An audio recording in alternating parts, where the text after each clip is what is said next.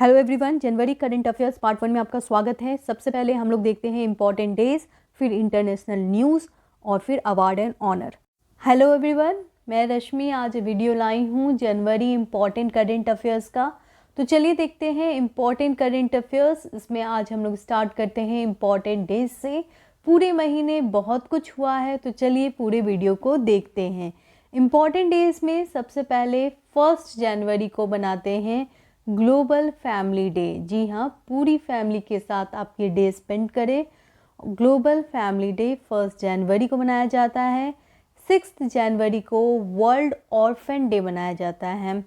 Orphan day उन बच्चों के लिए मनाया जाता है जो कि ऑर्फन हो गए हैं वॉर के कारण, और वॉर की सिचुएशन में बहुत कुछ लॉस होता है, और सबसे इम्पॉर्टेंट जो लॉस होता है वो बच्चों के लिए होता है, उनके पेरेंट्स नहीं रहते हैं। तो ऐसे में ऑर्फन डे मनाया जाता है 6 जनवरी को उन बच्चों के लिए, उनके हार्डशिप लाइफ के लिए। इस बार का थीम था standing up of war affected children. आगे बढ़ते हैं। 9 जनवरी को भारत में मनाया जाता है 17th प्रवासी भारतीय दिवस। प्रवासी भारतीय यानी जो माइग्रेंट इंडियंस हैं उनके लिए डे मनाया जाता है। NRI डे के नाम से जाना जाता है 9 जनवरी को, क्योंकि महात्मा गांधी इसी दिन साउथ अफ्रीका से इंडिया आए थे। साउथ अफ्रीका से वो मुंबई में आए थे। उसके बाद उन्होंने एक बहुत ही इम्पोर्टेंट आंदोलन स्टार्ट किया था जिसका नाम है चंपारण मूवमेंट, बिहार से। आगे बढ़ते हैं। प्रवासी भारतीय दिवस 8 से 10 जनवरी 2023 को बनाया गया इंदौर शहर, मध्य प्रदेश में, और इसका थीम था diaspora reliable partner for India's progress in Amrit Kaal. ठीक है, आगे बढ़ते हैं। तो आपने देखा क्या है इस बार का theme, diaspora reliable partner for India's progress. Amrit Kaal में ऐसा उम्मीद किया जा रहा है NRI जो है वो इंडिया की सपोर्ट करेंगे। इंडिया इनोवेशन वीक बनाया गया 10 से लेकर 16 जनवरी तक, और ये जो वीक था वो इनोग्रेट किए किसने स्टार्ट किया, ऑर्गेनाइज किया, तो मिनिस्ट्री ऑफ कॉमर्स और इंडस्ट्री के साथ DPIIT यानी department for promotion of industry and internal trade ने इस पूरे प्रोग्राम को ऑर्गेनाइज किया। कब से कब तक मनाया गया, 10 से लेकर 16 जनवरी तक। DPIIT और मिनिस्ट्री ऑफ कॉमर्स के द्वारा बनाया गया। रोड सेफ्टी वीक 11 से लेकर 17 जनवरी तक इंडियन गवर्नमेंट ने स्वच्छता पखवाड़ा के अंतर्गत रोड सेफ्टी वीक बनाया, जिसमें रोड सेफ्टी के बारे में लोगों को बताया गया NGO के द्वारा, और बहुत सारे थिएटर और नुक्कड़ नाटक ऑर्गेनाइज किए गए। 10 जनवरी को मनाया जाता है वर्ल्ड हिंदी डे। ये डे मनाया गया सबसे पहली बार, इस डे को ऑर्गेनाइज करते हैं डॉक्टर मनमोहन सिंह, जो कि फॉर्मर प्राइम मिनिस्टर थे। उन्होंने 2006 से वर्ल्ड हिंदी डे मनाना आरंभ किया था। वर्ल्ड हिंदी डे सबसे पहली बार वर्ल्ड हिंदी कॉन्फ्रेंस हुआ था 10 जनवरी को ही 1975 में, और इसी संदर्भ में 10 जनवरी 2006 से पूरे विश्व में वर्ल्ड हिंदी डे मनाया जाता है। इस बार का थीम क्या था, तो थीम था traditional language to artificial intelligence. National youth day मनाया जाता है 12 जनवरी को, क्योंकि इस दिन बर्थ एनिवर्सरी है स्वामी विवेकानंद का।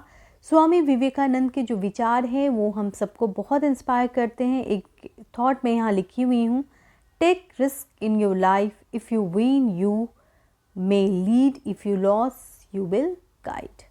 तो बहुत ही अच्छा कोट है, और इस तरह के बहुत सारे कोट हैं जो कि यूथ को बहुत इंस्पायर करते हैं। तो प्राइम मिनिस्टर नरेंद्र मोदी जी ने 12 जनवरी को हुबली कर्नाटका से ये डे इनोग्रेट करना स्टार्ट किया था, और तब से अभी तक 12 जनवरी से अभी तक हम लोग 12 जनवरी को नेशनल यूथ डे सेलिब्रेट करते हैं। इस बार का थीम क्या था, विकसित युवा विकसित Bharat, developed youth developed India. बिल्कुल, यूथ जब तक डेवलप नहीं होंगे इंडिया कैसे डेवलप्ड होगा। इंडियन आर्मी डे 15 जनवरी को मनाते हैं। 2023 इंडियन आर्मी डे सेलिब्रेट किया गया है। ये 75th इंडियन आर्मी डे है। तो आपसे ये सवाल आ सकता है कि कौन सी 75th एनिवर्सरी सेलिब्रेट की गई है 2023 में। तो याद रखिएगा इंडियन आर्मी डे, ठीक है, Indian army day. Indian army day क्यों मनाया जाता है? तो इस दिन field marshal Kodandera M Cariappa took over as the first commander-in-chief of Indian Army from the last British Commander-Chief of India। यानी कि 1949 में इंडियन आर्मी चीफ जो कि कोंडेरा एम करियप्पा थे, उनको इंडियन आर्मी चीफ बनाया गया था और ये पहले इंडियन थे ब्रिटिश रूल के ख़त्म होने के बाद। तो उन्हीं इसी संदर्भ में 15 जनवरी को इंडिया में इंडियन आर्मी डे मनाया जाता है। नेशनल स्टार्टअप डे कब मनाया जाता है? तो 16 जनवरी को मनाया जाता है। ये अनाउंसमेंट 2022 में ही आया है। प्राइम मिनिस्टर नरेंद्र मोदी जी ने बोला कि 16 जनवरी को इंडिया में सेलिब्रेट होगा नेशनल स्टार्टअप डे और तब से अभी तक हम लोग बनाते रहे हैं नेशनल स्टार्टअप डे 16 जनवरी को। आगे बढ़ते हैं। 18th national response force day. 18th national response force day celebrate किया गया जनवरी 19, 2023 by national disaster response force के द्वारा। ये 18th national response force day है, तो बहुत मायने रखता है। कब मनाया गया? 19 जनवरी 2023 को। और इसका पर्पस यही है, जो भी बीएसएफ में हैं, सीआरपीएफ में हैं, आईटीबीपी में हैं, उन सभी के लिए एक स्पेशल फोर्स तैयार किया जाएगा, उन सभी को इंगेज किया जाएगा नेशनल डिसास्टर रिस्पॉन्स फोर्स में, जो कि लोगों को बचाएंगे डिसास्टर में। जैसे फ्लड आ गया, अर्थक्वेक आ गया, साइक्लोन आ गया, तो ऐसे में ये लोग बचाते हैं आम आदमी को। National response force. India celebrate कर रहा है पराक्रम दिवस 23 जनवरी को, क्योंकि इस दिन बर्थ एनिवर्सरी है नेताजी सुभाष चंद्र बोस का। नेताजी सुभाष चंद्र बोस जो हैं वो एक बहुत ही रिनाउंड लीडर हैं और इस बार इनका 126th बर्थ एनिवर्सरी सेलिब्रेट किया गया। पहली बार कब किया गया था? तो पहली बार 2021 पे नरेंद्र मोदी सरकार ने पहली बार पराक्रम दिवस मनाने की बात रखी। किसके बर्थ एनिवर्सरी पे? सुभाष चंद्र बोस के। और इस बार भी नेताजी सुभाष चंद्र बोस का बर्थ एनिवर्सरी हम लोगों ने 23 जनवरी को मनाया। 24 जनवरी को नेशनल गर्ल चाइल्ड डे मनाया जाता है और ये डे 2008 से मनाया जा रहा है। गर्ल चाइल्ड के प्रमोशन के लिए ये डे मनाया जाता है। International day of education.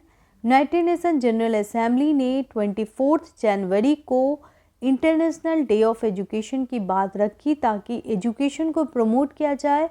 किस लिए? पीस और डेवलपमेंट के लिए। इंटरनेशनल डे ऑफ एजुकेशन का एम यही है कि ग्लोबल टर्म पे पीस और एजुकेशन को प्रमोट किया जाए। ये 2021 से बनाया जा रहा है। नेशनल वोटर्स डे 25 जनवरी को सेलिब्रेट किया जाता है और ये डे हम लोग 25 जनवरी को मनाते हैं। ये 2011 से ये डे मनाना स्टार्ट किया गया। इस बार का थीम क्या था? Nothing like voting, I vote for sure. तो ध्यान रखिए, थीम बहुत इंपॉर्टेंट होता है। 2022 का थीम था nothing like voting, I vote for sure. Data privacy day 28 जनवरी को मनाया जाता है। डेटा प्राइवेसी डे का एम क्या है? ऑनलाइन प्राइवेसी रखना डेटा का, क्योंकि डेटा आज बहुत आसानी से अवेलेबल है, तो डेटा प्राइवेसी काफ़ी मायने रखता है। इसके लिए यूरोपियन कंट्रीज़ बहुत अच्छे काम कर रहे हैं, ठीक है। काउंसिल ऑफ यूरोप में पहली बार डेटा प्रोटेक्शन डे मनाया गया 28 जनवरी को और हम सभी इस डे को मनाते हैं। इस बार का थीम क्या है? क्योंकि थीम बहुत इम्पॉर्टेंट होता है इंटरनेशनल डे का, तो वो ज़रूर याद रखें। तो इस बार का थीम है think privacy first. International news देखते हैं। जनवरी मंथ का 88th गोल्डन ग्लोब अवार्ड दे दिया गया है। बेस्ट मोशन पिक्चर ड्रामा में दिया गया है फेबलमैन को और वही अगर हम बात करते हैं बेस्ट मोशन पिक्चर, म्यूज़िक और कॉमेडी में किसे दिया गया है, तो वो दिया गया है बैंसीज ऑफ इनिशरीन को। Best actor Austin Butler, best actress Cate Blanchett. आगे बढ़ते हैं। अगर हम लोग बात करते हैं बेस्ट ओरिजिनल सॉन्ग, तो ये दिया गया है RRR मूवी की सॉन्ग नाटो नाटो को। ये 88 गोल्डन ग्लोब अवार्ड 2023 दिया जाता है best original song Naatu Naatu from movie RRR। World Spice Congress organise किया गया कहाँ? मुंबई में। ध्यान रखें 14th edition of World Spice Congress organise किया गया मुंबई में 16 से 18 फरवरी ऑर्गेनाइज किया जाएगा। और वर्ल्ड स्पाइस कांग्रेस जो है वो इंडिया में पहली बार ऑर्गेनाइज किया जा रहा है, क्योंकि इंडिया को spice bowl of the world बोला जाता है। To open up newer opportunity and promote the international trade of Indian species. इस बार का थीम क्या था? तो इस बार का थीम देख लेते हैं। स्पाइसी इस बार का थीम है। स्पाइस का मतलब क्या हुआ? Sustainability, productivity, innovation, collaboration, excellency and safety. तो ध्यान रखें इस बार का थीम स्पाइस है। स्पाइस का मतलब है sustainability, productivity, innovation, collaboration, excellence and safety. Union minister Piyush Goyal ने इससे रिलेटेड ट्रॉफी और अवार्ड देने की घोषणा की है। कब से कब तक मनाया जाएगा? 16 से 18 फरवरी 2023। एडलेड इंटरनेशनल वन टाइटल 2023 जीता गया है मेन सिंगल नोवेक डेजोकोविक के द्वारा। 2023 का ये टाइटल दिया गया है। ये एक सर्बियन प्रोफेशनल टेनिस प्लेयर हैं जिनको ये टाइटल दिया गया है। ये world rank number 1 tennis player माने जाते हैं। Adelaide international one title 2023 women single में दिया गया है अरियाना सैबलेंका को, जो कि बेलारूसियन टेनिस प्लेयर है। अरियाना सैबलेंका बहुत ही अच्छी परफॉर्मर है। इन्होंने 2019 में US ओपन और 2021 में ऑस्ट्रेलियन ओपन जीता है। World first palm leaf manuscript museum बनाया जा रहा है केरला में। ये वर्ल्ड का पहला पाल्म लीफ मैन्युस्क्रिप्ट म्यूजियम होगा, जहाँ पे आपको पाल्म लीफ में लिखे हुए मैन्युस्क्रिप्ट्स दिखेंगे और उनको आप पढ़ सकते हैं। इसे हिस्ट्री ऑफ राइटिंग कहा जाता है, जहाँ पे पूरी हिस्ट्री म्यूजियम गैलरी द्वारा बताया जाएगा। यहाँ पे war and peace, education and health, economy, art and culture जैसे टॉपिक पे पूरी रिसर्च है। जूस मिशन, ये बहुत ही इंपॉर्टेंट मिशन है। ये जुपिटर मिशन है जो कि यूरोपियन स्पेस एजेंसी द्वारा स्टार्ट किया गया है। जूस का मतलब है जुपिटर आईसी मून एक्सप्लोरर, जिसके अंतर्गत स्टडी की जाएगी मून के बारे में। यहाँ पे 3 स्टडी की जाएगी, गॉनीमीड मून, कैलिस्टो मून और यूरोपा मून। जी हाँ, हमारे पास तो एक चांद है, लेकिन जुपिटर के पास बहुत सारे चांद हैं। तो जुपिटर के चांद की स्टडी की जा रही है, जिसमें 3 चांद को सेलेक्ट किया गया है। पहला है गॉनीमीड, कैलिस्टो एंड यूरोपा। इन सब की स्टडी की जाएगी। अप्रैल 2023 में इसे लॉन्च किया जाएगा। ये अनाउंसमेंट आ चुका है, ठीक है। और इसके कैसे जाया जाएगा स्पेस में, तो एक स्पेसक्राफ्ट के थ्रू इसे भेजा जा रहा है स्पेस में। ये एक इम्पॉर्टेंट मिशन है यूरोपियन स्पेस एजेंसी के द्वारा, जो कि लॉन्च किया जा रहा है जर्मनी के ड्रामस्टेडेन से। 18 जनवरी को इसका पूरा एक्सेप्टेंस एंड क्वालिफिकेशन रिव्यू किया गया है इस स्पेसक्राफ्ट का, और ये अनाउंसमेंट आ चुका है यूरोपियन स्पेस एजेंसी के द्वारा कि वो लॉन्च करने जा रहा है जूस मिशन अप्रैल 2023 में। नासा का बहुत इंपॉर्टेंट मिशन जियोटेल मिशन। जियोटेल मिशन जो है वो स्टार्ट किया गया था नासा के द्वारा 1992 में, और 24 जुलाई 1992 में ये मिशन स्टार्ट किया गया। ये नासा का एक इम्पॉर्टेंट मिशन है। इसका पर्पस क्या है वो देख लेते हैं। तो देखिए, अर्थ जो है, अर्थ की जो एक्सटर्नल एरिया है वहाँ पे मैग्नेटोस्फेयर है, यानी कि कुछ मैग्नेटिक पावर है वो पावर क्या करती है, मैग्नेटिक बबल क्रिएट करती है। सोलर विंड की स्टडी के लिए ये पूरे मिशन को तैयार किया जा रहा है, क्योंकि ये जो मैग्नेटोस्फेयर है जो अर्थ के आउटर लेयर में है, वो मैग्नेटिक बबल्स जो है वो सोलर विंड को ऑब्जर्व कर रही है। और सोलर विंड के बारे में जानकारी हासिल करने के लिए नासा द्वारा ये चलाया गया मिशन है, जिसका नाम है जियोटेल मिशन।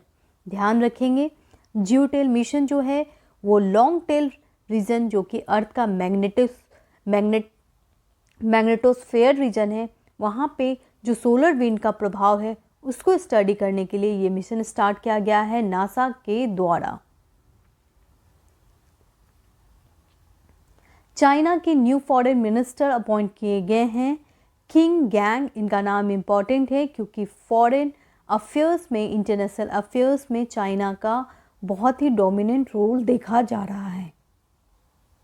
डिक्लेयर किया है अब्दुल रहमान बाकी को ग्लोबल टेररिस्ट, जो कि एक पाकिस्तानी बेस्ड टेररिस्ट हैं। तो याद रखें कौन, क्या नाम है इनका, तो इनका नाम है अब्दुल रहमान माकी, जो कि ग्लोबल टेररिस्ट घोषित किया गया है किसके द्वारा, यूनाइटेड नेशन सिक्योरिटी काउंसिल के द्वारा। और ये कौन है, लश्कर तैयबा के चीफ जो थे मास्टरमाइंड हफीज सईद, उनके ये ब्रदर इन लॉ हैं। ठीक है, तो इनके अगेंस्ट ग्लोबल टेररिस्ट घोषित किया गया है इनको यूनाइटेड नेशन सिक्योरिटी काउंसिल के द्वारा, पाकिस्तानी बेस्ड टेररिस्ट अब्दुल रहमान माकी को। India donate pentavalent vaccine to Cuba. जी हाँ, इंडिया ने अनाउंस किया है कि 12,500 डोजेस दिए जाएंगे पेंटावेलेंट वैक्सीन का क्यूबा में। ये जो वैक्सीन है वो बच्चों को बचाएगा डिप्थीरिया, पेट्रोसिस, टेटनस, हेपेटाइटिस बी जैसे बीमारियों से। क्यूबा कहाँ है, तो क्यूबा का लोकेशन देख लेते हैं।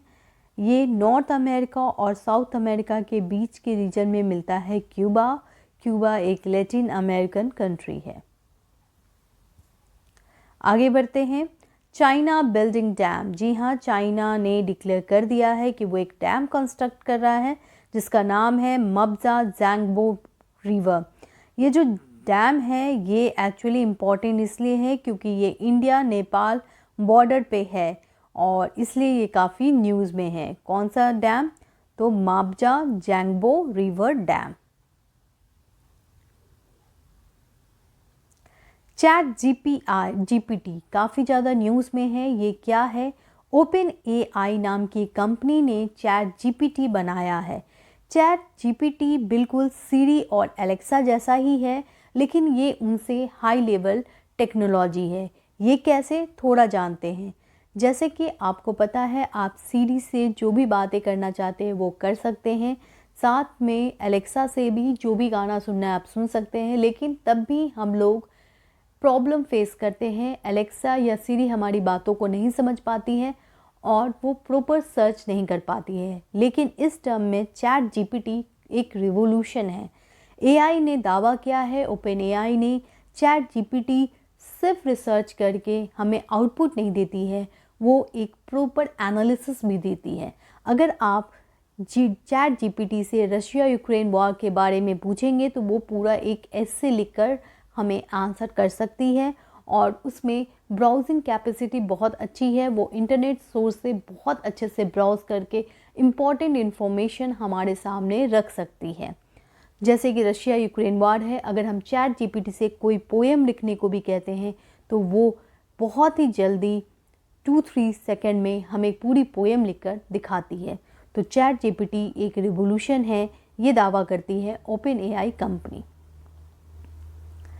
हेनले पासपोर्ट इंडेक्स एक इम्पॉर्टेंट इंडेक्स रिपोर्ट है जिसके अंतर्गत टॉप 3 कंट्रीज़ जापान को बताया जा रहा है। जापान, सिंगापुर और जर्मनी ये टॉप 3 कंट्री हैं हेनले पासपोर्ट इंडेक्स में। यहाँ आसानी से पासपोर्ट मिल सकता है और 193 कंट्री डेस्टिनेशन का जापान पासपोर्ट देता है और इसीलिए वो टॉप कंट्री में है। अगर हम इंडिया की बात करें तो इंडिया की रैंकिंग इसमें 85 है। बॉटम कंट्री में इराक और अफ़गानिस्तान है। पीपल इन न्यूज़, कौन से लोग न्यूज़ में थे, तो एडन यंगेस्ट फीमेल प्रेसिडेंट जो कि न्यूजीलैंड की हैं, ये काफ़ी न्यूज़ में है। ये कौन है? तो ये 48th प्राइम मिनिस्टर हैं न्यूजीलैंड की और ये लेबर पार्टी से है। प्रेसिडेंट ऑफ जेक रिपब्लिक कौन बने हैं? पेटर वेबल, जो कि फॉर्मर चेयरमैन थे नाटो ग्रुप की। नाटो यानी North Atlantic Treaty Organization military committee के जो फॉर्मर चेयरमैन हैं उनको जेक रिपब्लिक का प्रेसिडेंट बना दिया गया है। फर्स्ट फीमेल सिख जज बनी हैं मनप्रीत मोनिका सिंह, जो कि एक इंडियन ओरिजिन सिख विमेन हैं, यूएस की हैं और इन्हें सिलेक्ट किया गया है सिख जज, यानी फर्स्ट फीमेल सिख जज है, ये जज बनेगी यूएस में। First women officer deployed at Siachen. बहुत ही important news, Indian arm force ने पहली women officer captain Shiva Chauhan को सिलेक्ट किया है फोर फ्रंट लाइन में सियाचिन ग्लेशियर में। तो ये एक इम्पॉर्टेंट रीज़न है। सियाचिन ग्लेशियर को वर्ल्ड का हाईएस्ट बैटलफील्ड माना जाता है और वहाँ पे इंडियन आर्म फोर्स डिप्लॉय कर रही हैं अपनी पहली वीमेन ऑफिसर, जिनका नाम है Shiva Chauhan. Director of national health agency appoint किया गया है प्रवीण शर्मा को। नेशनल हेल्थ एजेंसी एक बहुत ही इंपॉर्टेंट ऑर्गेनाइजेशन है जो कि आयुष्मान भारत डिजिटल मिशन के अंतर्गत ministry of health and family welfare के द्वारा चलाया जा रहा है। तो ध्यान रखें, नेशनल हेल्थ एजेंसी की डायरेक्टर कौन है? तो वो हैं प्रवीण शर्मा और ये न्यूज़ इम्पॉर्टेंट है। नेटफ्लिक्स के को फाउंडर ने रिज़ाइन दे दिया है, इनका नाम इम्पॉर्टेंट है। टेड सैरांडोस ने अभी हाल में रेजिग्नेशन डाल दी है और इसीलिए ये न्यूज़ में है। Director general of civil aviation appoint किया गया है विक्रम देव दत्त को, जो कि next director general of civil aviation appoint होने वाले हैं 28 फरवरी से। Amul the taste of India, ये नाम तो आपने सुना ही होगा। ये गुजरात की बहुत ही पॉपुलर कंपनी है मिल्क एंड डेयरी प्रोडक्ट के लिए और यहाँ अभी हाल में अपॉइंट किया गया है इनके नए चेयरमैन श्रमल भाई बी पटेल को। तो ध्यान रखें, श्रमल भाई बी पटेल बने हैं न्यू चेयरमैन अमूल के। New CEO of Tata trust कौन अपॉइंट किए गए हैं? वो है Siddharth Sharma. Managing director of Paytm bank किसे अपॉइंट किया गया है? सुरिंदर चावला को। जेपी मॉर्गन चेस, जो कि एक बहुत ही इम्पॉर्टेंट अमेरिकन बेस्ड कंपनी है, वहाँ पे इंडिया में अपॉइंट किया गया है प्रभदेव सिंह को CEO JP Morgan Chase company की, जो कि फिनेंशियल मार्केट में जाना जाता है। आगे बढ़ते हैं। जनरल मैनेजर सेंट्रल रेलवे के अपॉइंट किए गए हैं नरेश ललवानी को। हरमनप्रीत कौर बनती है ब्रांड एम्बेसडर प्यूमा की।